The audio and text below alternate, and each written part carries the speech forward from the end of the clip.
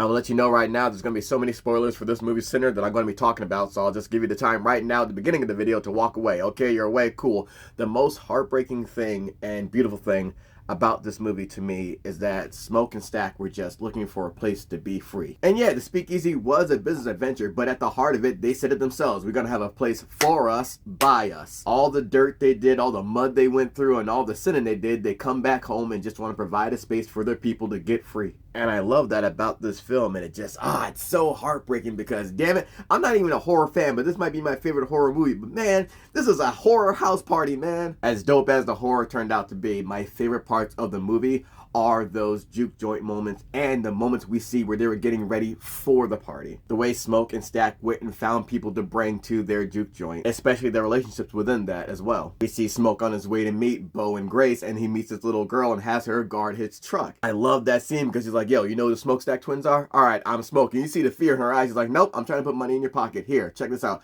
I'm gonna give you 10 cents for as long as I'm gone to wash the truck. That sound good? And the little black girl's like, yeah, okay, that's cool. He's like, no, this is a business venture. And he's teaching her about business and shows her basically don't take the first thing given to you. See if you can negotiate a better deal. I love that he gave her this free business lesson and upped her fee. And it was so funny to see him go in and meet Bo, who's cool with both the twins and he's friends with them. And then Bo's wife, Grace, comes in and immediately she's about the business. And I love how Smoke knew that. And he's like, he has to get his mind right and ready to negotiate with her. Like, okay, the price is this, I'll pay you this. No, you want to save that? All right, I'm gonna bring it down to this. Seeing Smoke and Grace go back and forth on pricing made me realize, oh, I can see why they're friends. And seeing how she was so similar to Smoke made me know immediately that her husband must be similar to Stack. And I love saying that this Chinese couple was part of this southern black community as well. Ryan Coogler does such an amazing job of incorporating different cultures and people into his films. We saw the Choctaw natives in the beginning of the film, and then in that beautiful speakeasy moment where we see Sammie transcending time with his music, where he's going through not only his ancestors, bringing them into the party, but his future descendants as well. Such a brilliant choice to have Chinese lore and culture in this scene as well, because that was present with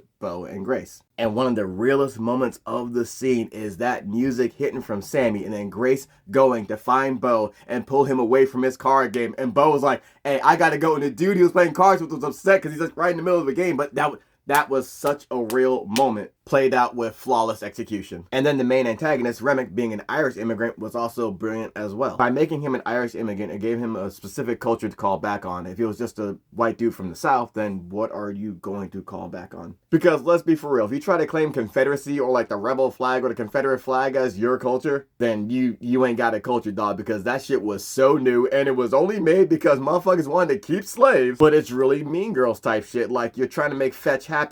Yeah, culture don't work like that. Culture is such a hard thing to describe because, I mean, the best way to say it is you know what it is if you had to fight to keep it. If you never had to fight to keep something, but then maybe that trade-off is you might not have a culture to call back on, but you got a whole world that you can move around in that's built for you, by you. Well, by others, for you. Colonialism is a hell of a drug. But anyhow, back to Remmick. It was so amazing seeing him outside cutting it the fuck up with that Irish culture. I wasn't expecting to see that from an antagonist, but that was so beautiful. If I was inside, I would have been like, hey guys, I know this is a really serious situation and we all might possibly die, but they are killing that shit outside. Do you hear that? And to me, that was Remmick's biggest mistake in the movie. When he was trying to get into the juke joint, they played a song. It was too easy. They kept it too safe. If they had led with this, if they led with that Irish folklore banger, they would have got in. If he had led off with that banger, I would have ran from the back like, oh shit, is that Rocky Road to Dublin? Yeah, my boy Connor Dooley put me on that shit when we were on the railroad line. Yo, let him in. I would have had us all dead. If Remmick played that song to get into the juke joint, this movie wouldn't have been over an hour. It would have been like 40, 35 minutes tops. I love that Ryan Coogler cited that Puss in Boots 2, The Last Wish, was such a big influence on this movie because it's such a big difference between a villain and an antagonist. In Puss in Boots 2, The Last Wish, Death was the antagonist. He's a force of nature. I felt like Remmick was in the same vein as Death. And to me, the biggest villain here was capitalism, because those vamps weren't allowed in,